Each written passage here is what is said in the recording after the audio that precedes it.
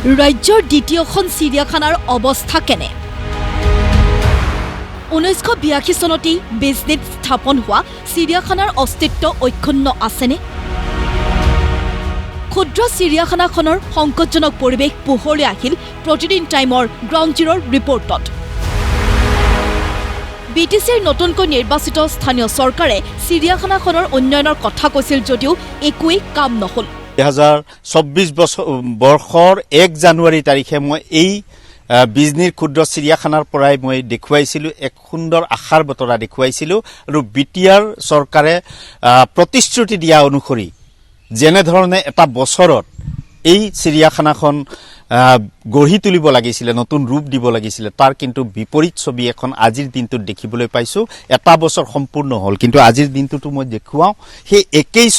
ছবিয়ে মিছা কথা নকয় এটা বছৰ পূৰ্বে যেনে ধৰণৰ পৰিৱেশ আছিল কোনো ধৰণৰ পৰিৱৰ্তন নহল এই চিৰিয়াখানাখনত আজিৰ দিনটোটো এক কদৰ্যময় পৰিৱেশৰ মাজতে এনে ধৰণে ৰৈছে বিজনেছ চহৰৰ মাজমজিয়াৰ এই চিৰিয়াখানাখন সামাজিক বনানীকৰণৰ জৰিয়তে বঙাইগাঁও জিলাত স্থাপন কৰা উদ্যানখনলৈ এসময়ত আগমন ঘটিছিল বিভিন্ন স্থানৰ পৰ্যটকৰ বাঘ হৰিণা সৰীসৃপ তথা বিবিধ পক্ষীৰে ভৰপূৰ হৈ আছিল উদ্যানখন পিছে আজি তাত উপলব্ধ নাই পূৰ্বে থকা বন্য জীৱ-জন্তু পক্ষী ফলত এতিয়া উদ্যানখনলৈ কোনো পৰ্যটক নাহে দুই এক পৰ্যটক আহিও হয় বিমুখ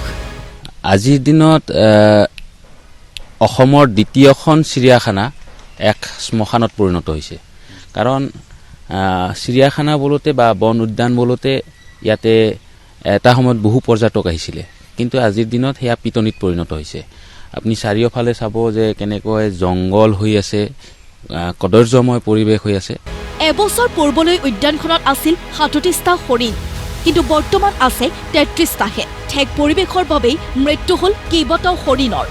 বন্যজীৱ থাকিব পৰাকৈ চিৰিয়াখানাখন পুনৰ্জীৱিত কৰাৰ ব্যৱস্থা কৰিব লাগিছিল যদিও ৰাজ্য অথবা বিটিচি চৰকাৰে নললে ব্যৱস্থা এটা সময়ত আমি যেতিয়া সৰু আছিলো তেতিয়া ইয়াতে বিভিন্ন ধৰণৰ বন্যপ্ৰাণী আছিলে বান্দৰৰ পৰা আৰম্ভ কৰি কেটেলা পহু মানে যুৱ প্ৰজন্মই হওক বা মানে নতুন প্ৰজন্মই কিন্তু এই বন্য প্ৰাণীসমূহক চাই পেলে কিন্তু ইয়াতে মানে হেৰি কৰিছিলে যে পাৰ্কত আহি পেলে আমি বিভিন্ন বন্য প্ৰাণীক চাব পাৰিছিলো আৰু তেওঁলোকৰ লগত পৰিচয় হ'ব পাৰিছিলো কিন্তু আজিৰ দিনত চৰকাৰৰ যি প্ৰচেষ্টা বিশেষকৈ বিটিআৰ চৰকাৰ হওক বা বিজেপি চৰকাৰ হওক পুতৌ লগা অৱস্থা আনহে নালাগে চিৰিয়াখানাখনৰ নাম ফলকেই ধৰিব নোৱাৰা অৱস্থা নাই জন্তু ৰাখিব পৰা পৰিৱেশ এক কদৰ্যময় পৰিৱেশ চৌদিশে ভঙা চিঙা এক বিশৃংখল অৱস্থা ক্ষোভ প্ৰকাশ কৰিলে জনতাই এই চৰকাৰখনে আদানী আম্বানীক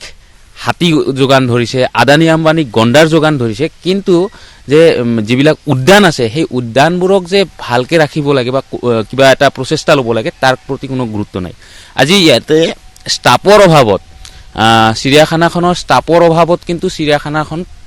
পিটনিত পৰিণত হৈছে বঙাইগাঁৱৰ পৰা হিমন্ত প্ৰতিম চৌধুৰীৰ ৰিপৰ্ট প্ৰতিদিন টাইম